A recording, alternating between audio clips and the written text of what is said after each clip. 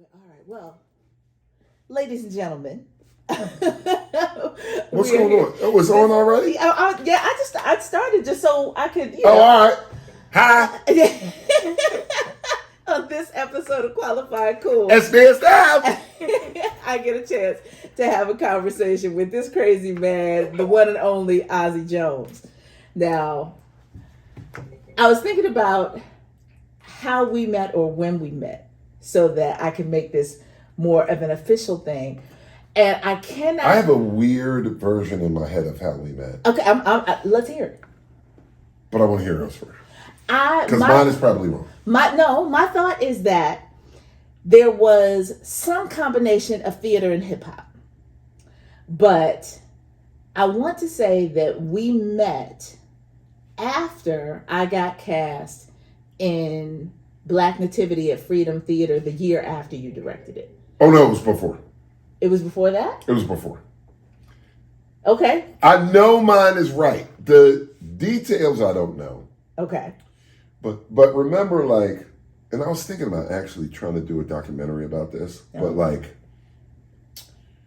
because you know how Philly is, right? Like, in Philly, you got to be able to do what you say you do. Amen. So, like, it's like everything has a yin and a yang, right? Mm-hmm. So, the yang, the negative of Philly is that there's no industry to speak of, right? Like, there's no real industry to speak of. But the positive is, if you're trying to make art in Philly,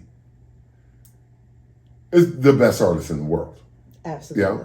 So, and the best artists in the world outside of Philadelphia all come here because they know that. Yes. Yeah.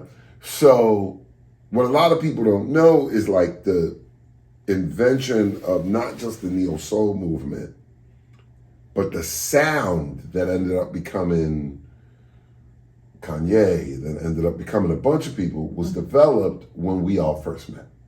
Yes. So remember, like, Last Drop Coffee Shop used to do Yes. this thing in the basement. Yes. The Arts Bank used to do its thing. Yes. Willamina's, that spot Yes. that used to be Zanzibar, used to do its thing. Of course, the 5 spot, which is the one everybody knows. Right. But there was like a bunch of spots where, like, if you were trying to get down, you could, without spending no money, go and get down. Right. And get down all night. It's true. Yes. We met in that. That's where I met Jill.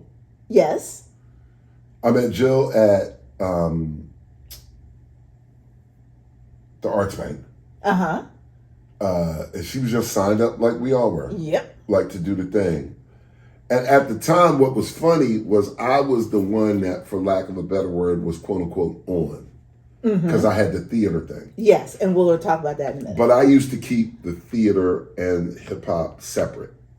So, like, which is really interesting because the theater community didn't know I rhymed. And the hip hop community didn't know I was making theater. Right. But Black people, right? I won a whole bunch of awards with Black Nativity. Yes. And so, of course, it's all over the press and all blah, blah, blah. When the hip hop community found out, when brothers found out, and sisters found out that I was doing theater, they were like, oh my God. Hey, yo, I want to learn how to do that. That's dope. Like, why didn't you say you was doing whoop-de-whoop? The theater community, when they found out I was making hip hop, when names started to rise a little bit, they gave me the ass to kiss. And gave me the ass to kiss for 20 years. Let's be clear. I didn't start hearing from the theater community again until my children's age group went outside about George Floyd. That's a fact. Do you know what I mean? Yes. Like, I went from having the keys to the kingdom. You know what I mean? Like, right after Black Nativity, I was like, James Imes, who just won the Pulitzer. And Yes. And Amina, and like, I was like them. And they found out I was making hip hop and I was rocking with Move, and I didn't hear from them again. let's stay on that for a second. Just saying. Because there are, we were having a conversation about school, about practicum, right? Yeah. Being instructors and grooming the next generation of people to follow in the footsteps and do this on some level. Which is all I do. But the double-edged sword of it is that, terminal degree aside, okay, right?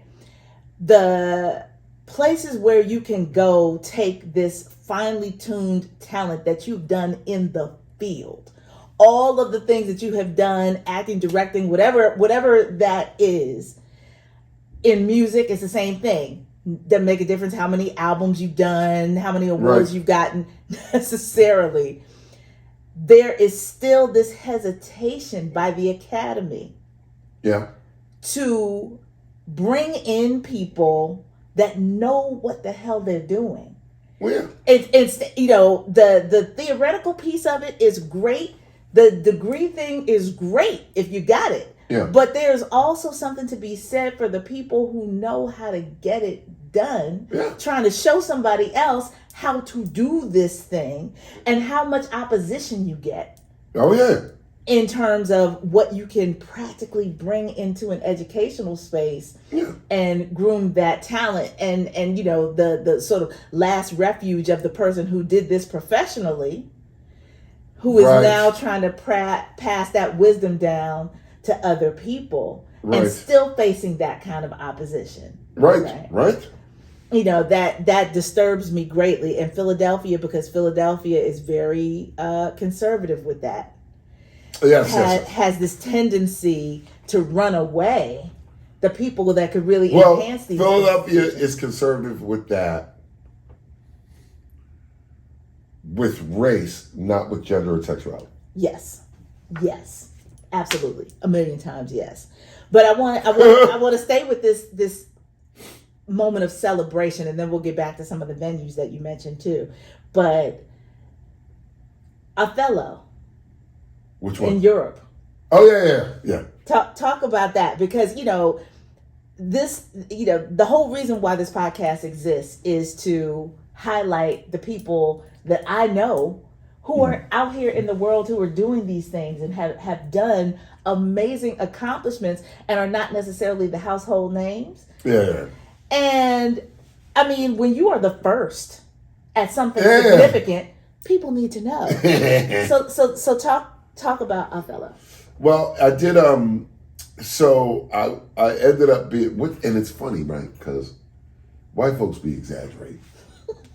So when I got the gig, I didn't believe what they were saying, right? So I got this gig. It's like 97, something like that.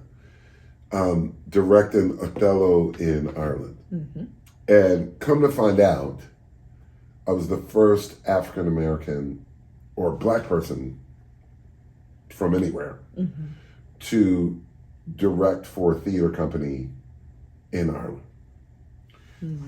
which I did not know. Right. And because white folks be exaggerating, I didn't believe. So they was saying it to me in interviews all the time, but they was also calling my name wrong. So my name is Ozzie Jones. They was calling me Ozzie Davis the whole time, yo.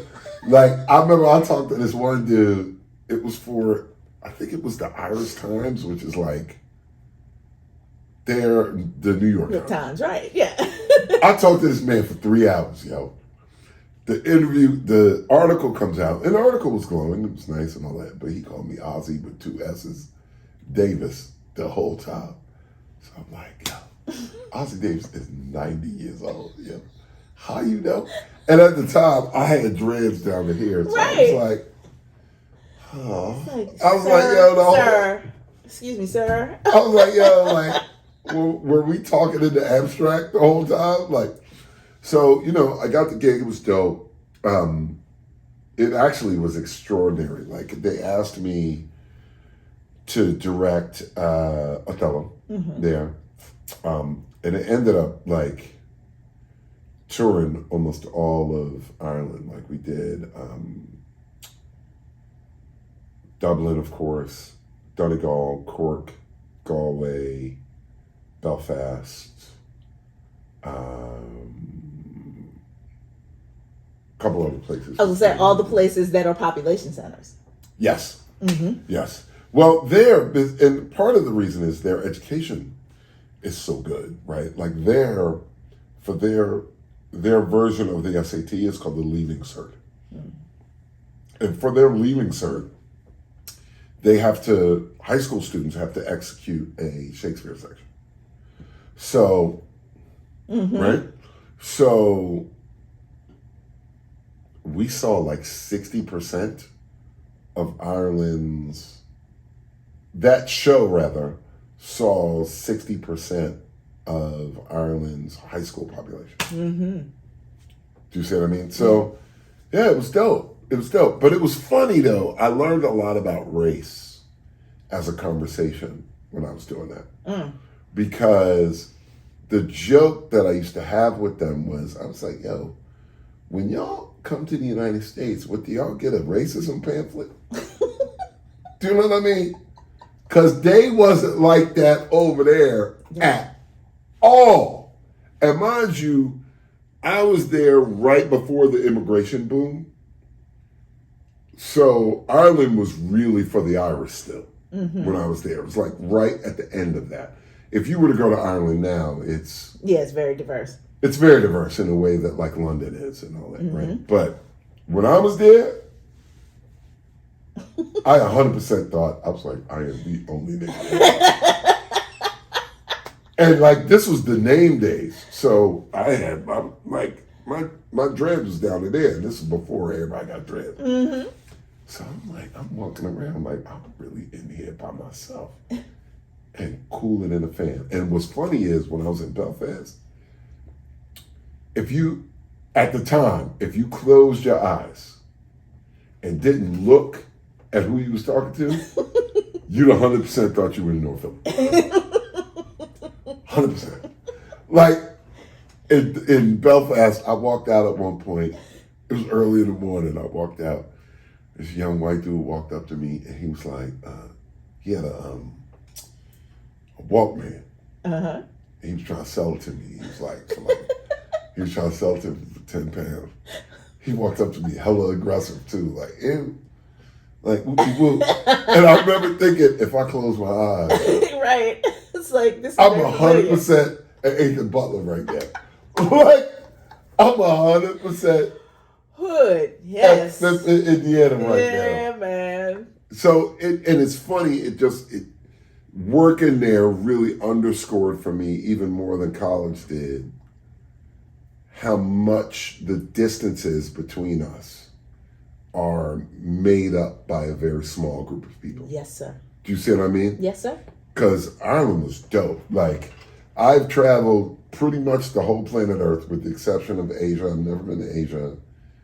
Never, of course, been to, not of course, but I've never been to Antarctica. Right. Pretty much everywhere else I've been. Mm-hmm. And the similarities between people are way greater than the differences. Completely agree. And if you stay in your neighborhood, or aren't in the military, and even in the military,